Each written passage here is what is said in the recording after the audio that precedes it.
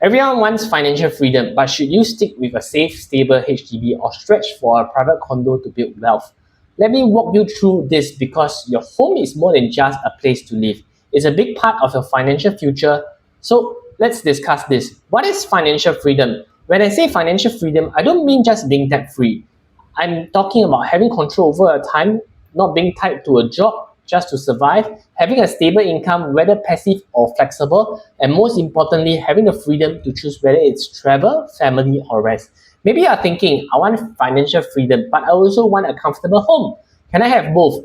For most Singaporeans, property is a big part of that journey. So choosing the right kind of property makes a lot of sense. So there are three key areas of comparisons we are going to look at. First, I'll break it down into three main areas so you get the full pictures.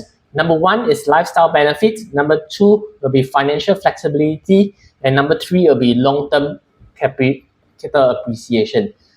Okay, so lifestyle benefits. If you are in a condo, you enjoy the facilities like a pool, gym, barbecue pits, security. You're often in a prime location near MRT, malls, and top schools. You also get more privacy. It feels more atas, more exclusive. But there's a catch. MCST fees range about $300 to $500 every month, even if you don't use a pool once. I had a client who moved to a condo in Tampines before starting a family. They loved the lifestyle at first, but over time, the MCST fees and higher transport costs added stress they didn't expect. Now let's compare that with a HDB living. Lower maintenance fee of $60 to $90. You're close to hawker centers, markets, and neighborhoods, and the community vibe, more long-term neighbors, more connection. But HDB can feel less private, sometimes older design, denser condo surroundings. To me, condo is a fun season in life, but when you're done chasing and wants peace and simplicity, HDB feels right. Another client of mine sold their condo after achieving financial independence. They bought a 4-room HDB resale flat in Clementi. Now they travel twice a year, mortgage-free, low stress. And here's something many people overlook at. $300 a month in MCST fees adds up to $10,000 in 3 years, even if you never swim a lap in a pool. So now let's talk about financial. With HDB, your loan amount is smaller. This means your lower monthly repayment, sometimes $1,200. You keep more savings even if you lose your job or face a life change, you're less exposed. CPF accrued interest also grows lower, which means lower cost of living. You need to maintain the lifestyle. In short, HDB lets you breathe. Okay, but with a condo, everything scales up. Your purchase price is higher, your mortgage is $3,000 to $5,000. You might be thinking, what if interest rates goes up and I can't keep up? That's a real risk. Plus, you'll likely max out your CPF OA contribution and even top up with cash to cover your loan. Let's say, for example, you take a $1 million loan at 2.6% interest. You'll be paying $441,000 in interest over the 30 years. That's almost the cost of the whole HDB flat. But here's the upside.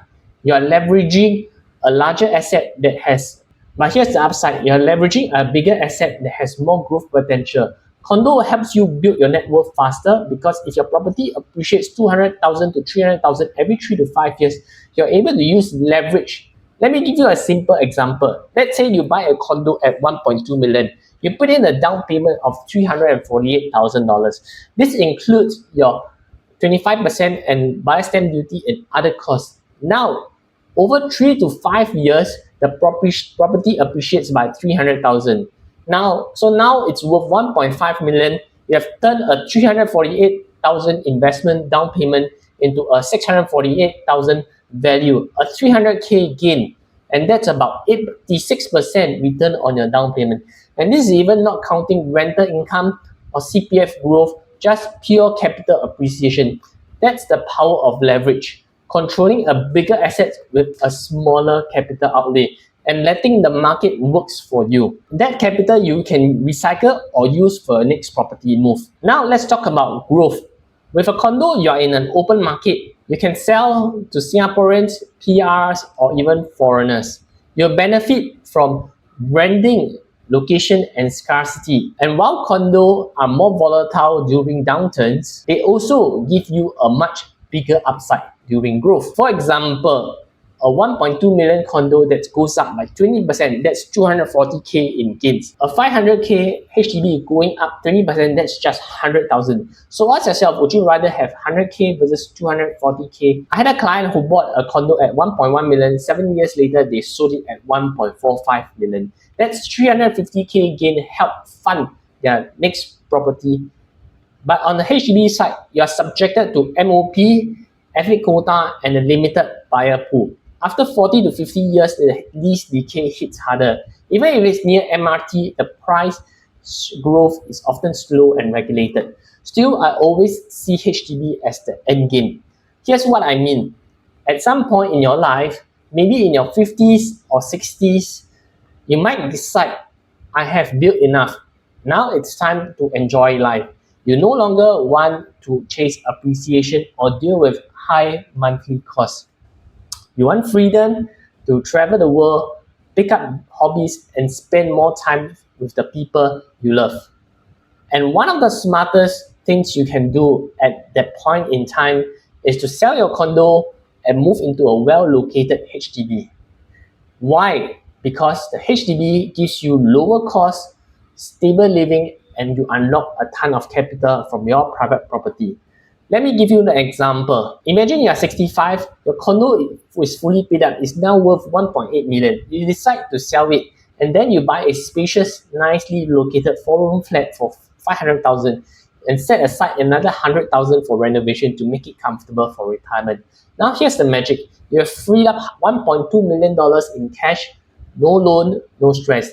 That's money you can use to fund your retirement. Whether it's $4,000 a month for 25 years, or investing part of it for passive income, or setting aside a portion to bless your children or grandchildren, you have now created lifestyle freedom by being smart with your property moves. So yes, HDB may not be the growth vehicle, but when the time is right, it becomes the perfect landing zone. You protect what you have built and finally use your money for life, not just bricks. So which is better? It really depends on your stage of life and financial goal. If you are just starting and want to grow your wealth, start from a BTO, then to a condo might make sense if you are financially stable. If you are already owning a HDB and want to unlock capital, consider upgrading strategically. If you are already financially free and want to be financially independent, HDB is perfect for peace, simplicity, and low cost.